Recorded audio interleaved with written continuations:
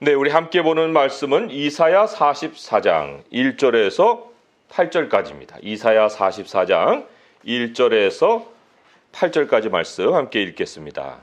나의 종 야곱, 내가 택한 이스라엘아, 이제 들으라. 너를 만들고 너를 모태에서부터 지어낸 너를 도와줄 여호와가 이같이 말하노라. 나의 종 야곱, 내가 택한 여수로나 두려워하지 말라. 나는 목마른 자에게 물을 주며 마른 땅에 시내가 흐르게 하며 나의 영을 네 자손에게 나의 복을 네 후손에게 부어주리니 그들이 풀 가운데서 솟아나기를 시냇가의 버들같이 할 것이라.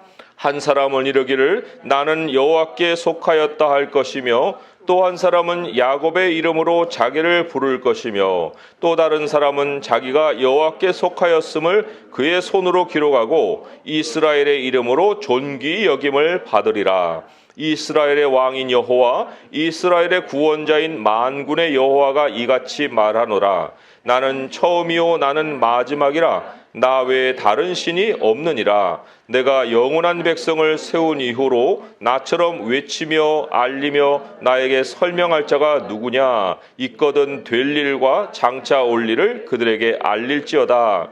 너희는 두려워하지 말며 겁내지 말라. 내가 예로부터 너에게 듣게 하지 아니하였느냐. 알리지 아니하였느냐. 너희는 나의 증인이라. 나 외에 신이 있겠느냐? 과연 반석은 없나니 다른 신이 있음을 내가 알지 못하노라. 아멘. 오늘 본문은 특별히 후손에게 전해지는 복에 대해서 메시지를 전해주고 있어요. 이 복이라는 것이 내가 누리고 끝나는 게 아니고 세대에서 세대로 이어진다는 거예요. 오늘 3절의 말씀에 마지막쯤에 그런 말이 있죠. 나의 복을 내 후손에게 부어주리니. 이건 이제 우리에게도 부어주시고 너의 후손에게도 부어주겠다라는 말씀이죠. 심지어 이렇게 하나님이 세대에서 세대로 이어가게 하시는 복, 우리가 누구의 복까지 받고 있는 줄 아십니까? 성경은 우리가 아브라함의 복을 이어받고 있다고 말씀을 하고 있어요. 갈라디아서 3장 9절에 보면은 그러므로 믿음으로 말미암는 자는 믿음이 있는 아브라함과 함께 복을 받느니라. 아니 복은 4,000년 전에 선포가 되었는데 거기에 대한 효력이 우리에게까지 지금 미치고 있다는 거예요. 이게 하나님의 복이 갖는 엄청난 스케일이죠. 그리고 그 복이 내게 연결되는 고리를 믿음이라고 말씀하죠. 믿음을 가진 자, 예수 그리스도를 믿는 자들은 아브라함이 누렸던 그 복을 이어받는다라고 말씀을 하고 있습니다. 우리 성도님들의 가정에서 믿음의 몇 세대예요? 1세대입니까? 아니면 2세대입니까? 아니면 3세대입니까? 어떻습니까? 우리가 만약에 믿음의 1세대라고 하게 되면 내 조상까지는 하나님의 복과 상관이 없는 거예요. 그런데 이제 내가 믿음의 1세대가 됨으로 인해서 나부터는 내 후손으로 하나님의 복이 흘러가기 시작을 한 거예요. 이게 엄청난 사건입니다. 하나님의 복이 믿음의 1세대로부터 흘러가기 시작을 했다. 물론 믿음의 1세대에게도 이건 엄청난 축복이지만 사실 믿음의 2세대가 가장 축복을 받은 사람이라고 할 수가 있어요. 왜 그러냐? 이 믿음의 이 부모를 둔다는 거, 이거는 물론 믿음의 1세대는 되게 어려워요. 신앙을 개척해야 되기 때문에. 그래서 하나님이 그 개척할 수 있는 신앙을 그 집안에 일으킬 수 있는 복을 주시는 거거든요. 그렇지만 그게 이제 거친 땅을 기경해야 되기 때문에 상당히 어려운 기간들을 많이 갔는데 믿음의 2세대는 그 부모가 일궈놓은 그 기경한 땅 위에서 인생의 반전을 본다는 거예요. 이 축복이 나에게 주어지는, 이어지는 것을 누린다는 거예요.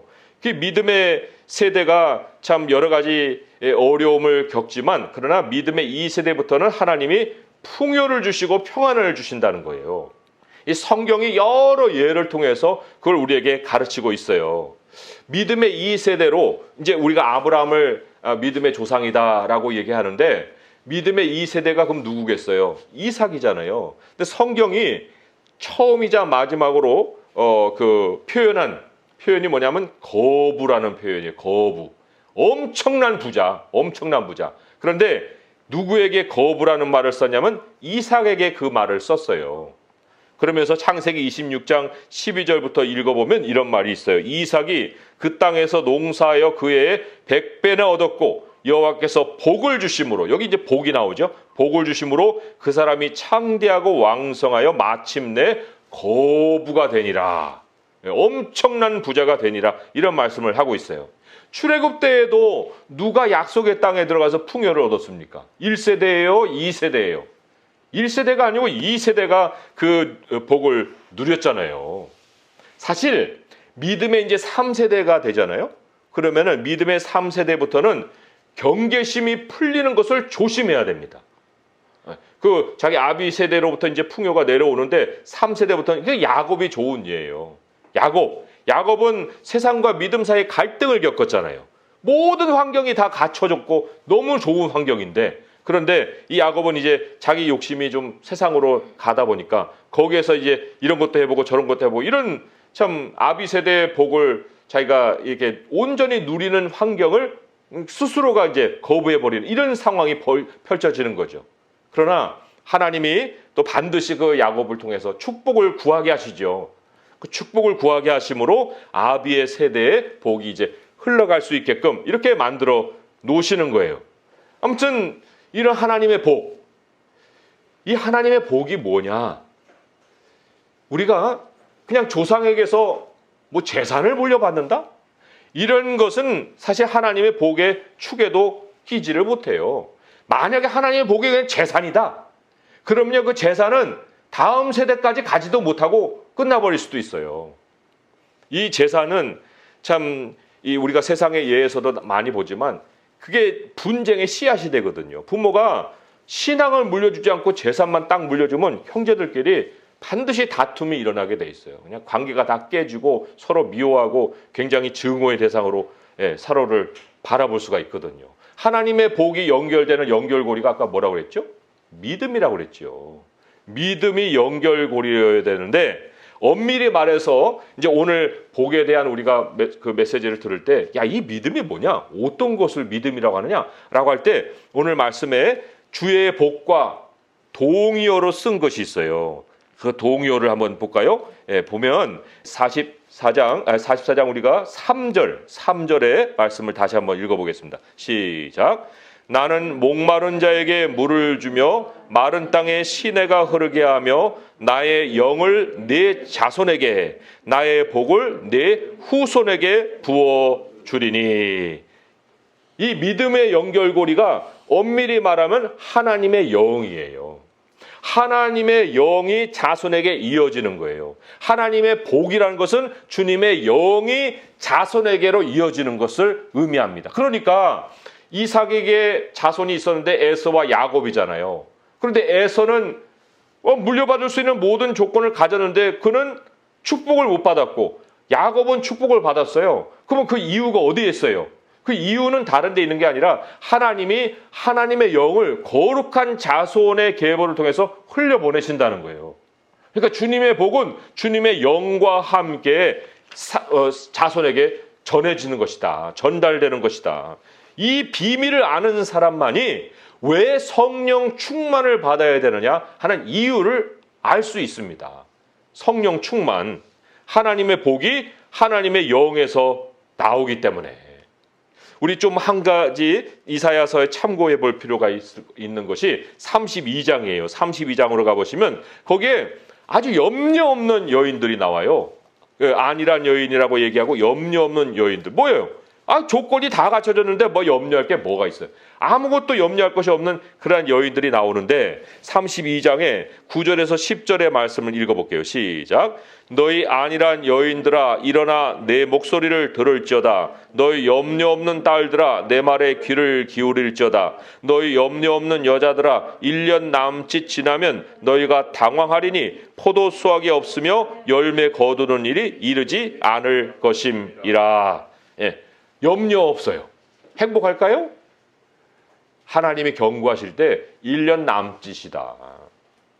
사람의 그 환경을 만들어 놓고 염려 없다고 하는 것은 길어야 1년이라는 거예요. 1년 남짓 정도 이제 지나게 되면 가세가 기울기 시작한다는 거죠. 그 과세가 기우는 곳에서는 관계가 깨지는 일도 있고 뭐 여러 가지 구멍 나는 일들이 이제 생기기 시작한다는 거예요. 언제까지? 언제까지? 우리 하나님의 백성도 하나님께 풍요를 받고 누리만큼 누릴 수 있는 그런 환경이 주어졌는데 거기에서 우리가 이거를 지키지 않으면 1년 남짓 돼갖고는 이제 몸이 풀어지기 시작하고 정신이 혼미해지기 시작하고 관계가 깨지기 시작하고 환경이 황폐해지기 시작하는 일들이 시작을 한다는 거예요. 언제까지? 언제까지냐라고 할 때 여기 말씀에 우리 15절을 보겠어요. 15절 말씀에 거기에 until이라는 말이 시작을 하는 말이에요. 그러니까 언제까지냐? 15절 읽어봅니다. 시작. 마침내 위에서 영을 우리에게 부어주시리니 광야가 아름다운 밭이 되며 아름다운 밭을 숲으로 여기게 되리라. 언제까지요? 하나님이 위에서 영을 우리에게 부어주실 때까지. 하나님의 영을 우리가 소유하지 않고 충만하지 않으면 그 염려 없는 모든 환경도 의미가 없어진다라는 선포예요. 그러니 우리에게 중요한 것은 뭐겠어요? 하나님의 영이죠. 그러면 이제 우리 본론으로 돌아오면 그럼 하나님의 영을 어떻게 충만하게 받는 거예요? 우리는 영을 충만하게 받으려고 하면 이제 기도원을 가야 되나? 뭐 이런 생각을 하겠죠. 뭐 기도원에 가서 성령 충만을 받는다고 하면 누구는 기도원을 안 가겠어요. 그런데 하나님이 오늘 말씀에도 여기에 영을 어떻게 한다고요? 44절로 돌아와야겠죠. 영을 부어주리니 그랬죠. 부어주리니. 여기 33장에서도 하나님의 영을 위에서 비로소 위에서부터 영을 우리에게 부어주시리니 그랬죠. 영이 어디서 내려와요? 기도원에 있어요? 하나님으로부터 주어지는 거예요. 하나님이 우리에게 하나님의 영을 채워주시는 거예요. 그리고 이것은 진행형이에요. 계속. 한번 채워주고 끝나는 게 아니에요. 계속해서 하나님이 우리에게 영을 채워주셔야 되는 거예요. 기도원에 가면은 휴가 내서 뭐 일주일은 갈 수 있겠지만 1년 365일 내내 거기 가서 성령 충만 받을 수 있겠어요? 하나님이 우리에게 위에서 부어주시는 복이 있어야 되는 거죠. 그러니까 아니 어떻게 그러면 하나님의 영으로 충만함을 받을 수 있는가 하는 것이 오늘 말씀이 우리에게 가르치는 메시지입니다. 이 영을 복을 우리가 충만하게 가질 때 이게 최고로 내 자손에게 복을 선물해 주는 길이구나. 아브라함의 복만 아니라 성경의 모든 복을 자녀에게 누리게 해주는 길이 바로 이것이구나. 여기 이제 세 가지로 제가 정리를 해도 이게 어려운 게 아니에요. 이 순서는 뭐 첫 번째가 세 번째가일 수도 있고 세 번째가 첫 번째일 수도 있는데 이 세 가지를 꼭 기억하세요. 어려운 게 아닙니다. 자, 첫 번째로는 1절, 2절과 5절의 말씀이에요. 1절, 2절과 5절의 말씀, 특별히 5절의 말씀을 같이 한번 읽어볼게요. 시작. 한 사람은 이르기를 나는 여호와께 속하였다 할 것이며 또 한 사람은 야곱의 이름으로 자기를 부를 것이며 또 다른 사람은 자기가 여호와께 속하였음을 그의 손으로 기록하고 이스라엘의 이름으로 존귀히 여김을 받으리라. 예, 나의 소속이 하나님이다. 나의 정체성이 하나님의 백성이다. 이거를 하나님 앞에서 고백해야 됩니다. 나의 이 형편을 다른 데다 두고 거기서 나를 발견하려고 하는 것이 아니라 나는 하나님께 속했지. 하나님이 나의 아버지야. 내가 어디 가서 내가 내 모습을 내 정체성을 찾는 거야. 하고 이 바보 같은 놈아 너 하나님께 돌아가. 하나님께 너 속한 사람이야. 라고 우리 자신을 일깨우는 거예요. 그게 첫 번째예요. 그게 하나님의 복, 하나님의 영이 우리에게 충만하게 되는 첫 번째 길이다. 하나님과 나와의 관계를 늘 기억하는 거예요. 하나님이 뭐라고 하셨어요? 2절에 보면 너를 만들고 너를 모태에서 지어낸 너를 도와줄 여호와다. 이게 하나님이 말씀하시거든요. 내가 너를 낳았다. 내가 너를 만들었어. 너 어디 가서 너 자신을 발견할 거야? 우리 사람도요. 왜 자기 자식을 끔찍하게 여길까요? 뭐 자식이 이뻐서도 그렇겠지만 뭐 말을 잘 들어서 그럴까요? 네, 아무도 동의를 안 할 거예요. 거기에는.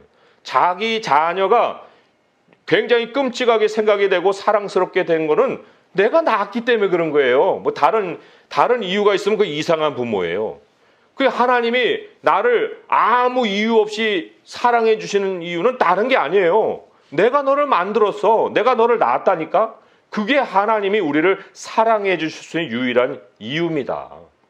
우리는 여기 손바닥에다가 뭐 펜으로 나는 이스라엘의 사람이요라고 적는다고 했지만 하나님은 손바닥에 칼로다가 새긴다 그랬어요.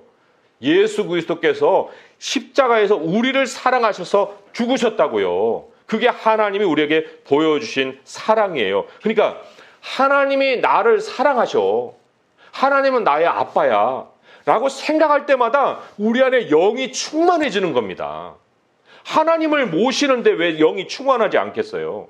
내가 길거리를 돌아가면서 아우 나를 돌아볼 사람은 아무도 없어. 나는 고아와 같아. 누가 나를 먹여줄 거야? 뭐 이런 식으로 생각하면 내 영이 핍절해진다니까요. 그런데 나는 하나님께 속한 사람이야. 라고 나의 생각을 늘 기억할 때 하나님의 영이 충만해진다. 자, 두 번째로는 2절 마지막 쯤에 있는 그거예요. 나의 종 야곱 내가 택한 여수로나 두려워하지 말아라. 두려워하지 말아라. 이것이 하나님의 영을 충만하게 채우는 길이다. 우리가요, 두려워할 때마다 하나님의 영은 고사하고 내 영이 위축돼 버려요.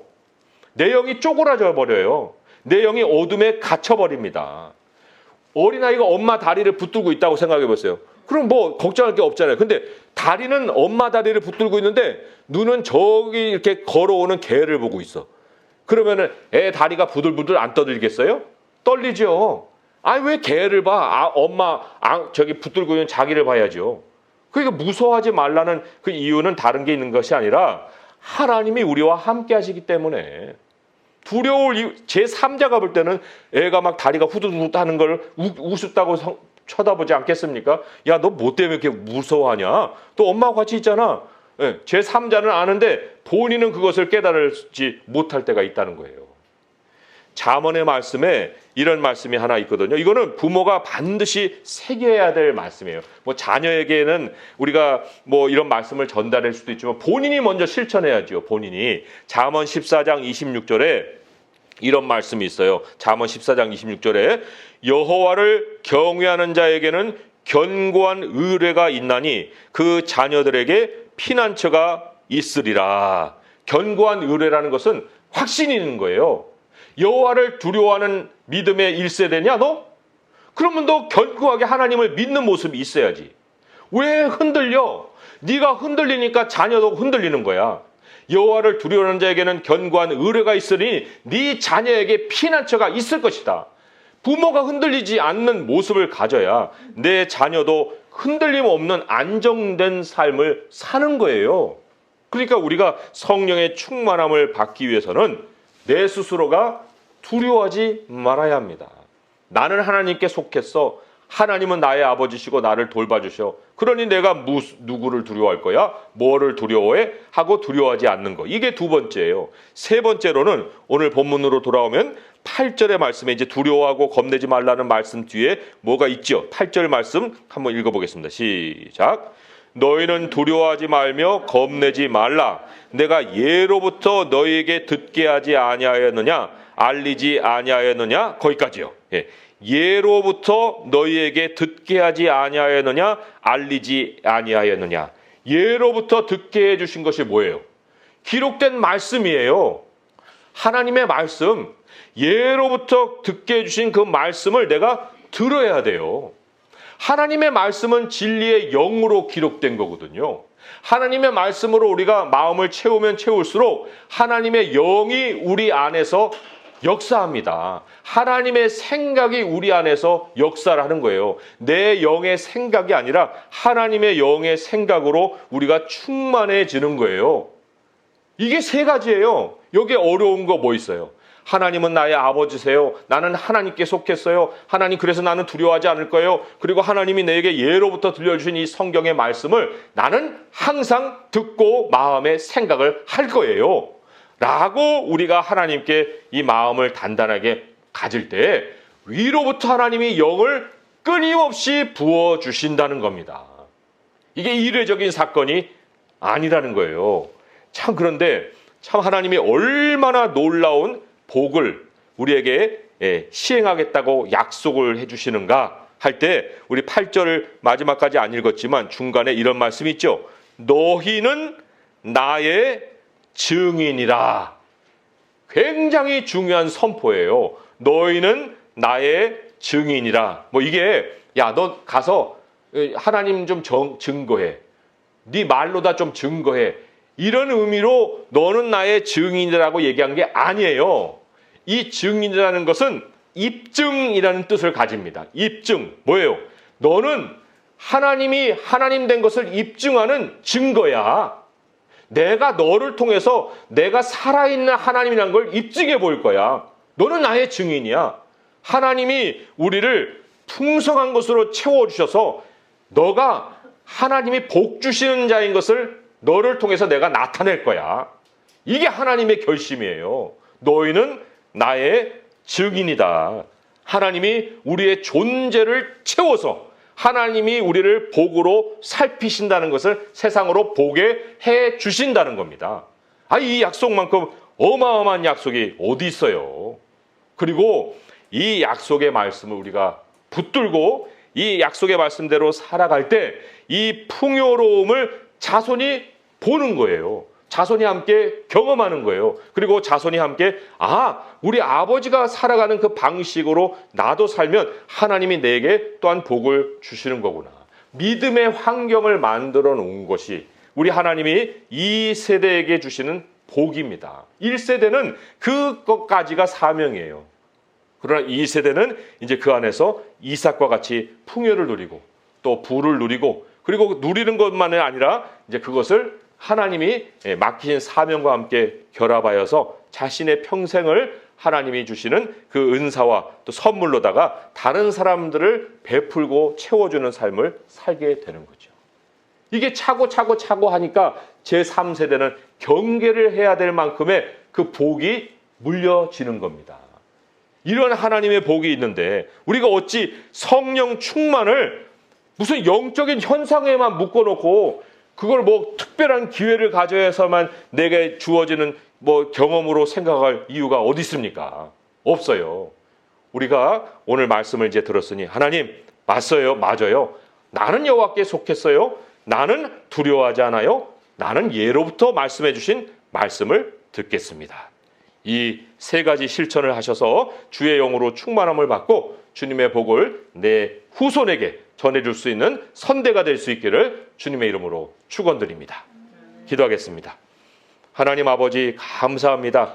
주의 말씀 외에는 우리가 복을 받을 수 있는 길이 없사온데 오늘 주께서 주신 말씀 하나님은 반드시 우리를 도우시는 여호와라고 했습니다. 왜냐? 주님이 우리를 만드시고 우리를 지으셨기 때문입니다. 우리를 낳으신 아버지시기 때문입니다. 하나님, 우리는 주님께 속했습니다. 하나님과 우리는 떨어질 수 없습니다. 주님은 영원히 우리의 아버지십니다. 우리는 두려워하지 않습니다. 주님을 붙듭니다. 우리 마음에 어떠한 무서움도 다 내보냅니다. 아버지 하나님의 말씀을 우리의 생각에 채워서 주의 영으로 충만하여서 우리 주님이 주시는 복을 누리게 하시고 믿음의 1세대가 살아가는 모든 광야의 거친들을 기경하게 하시고 우리 2세대에게 풍요를 전달하게 하시고 그 이후로도 후손들이 주의 믿음으로 연결되어서 하나님의 복을 이어갈 수 있도록 축복하여 주시옵소서. 이 모든 간구 우리 주 예수 그리스도의 이름으로 감사하며 기도합니다.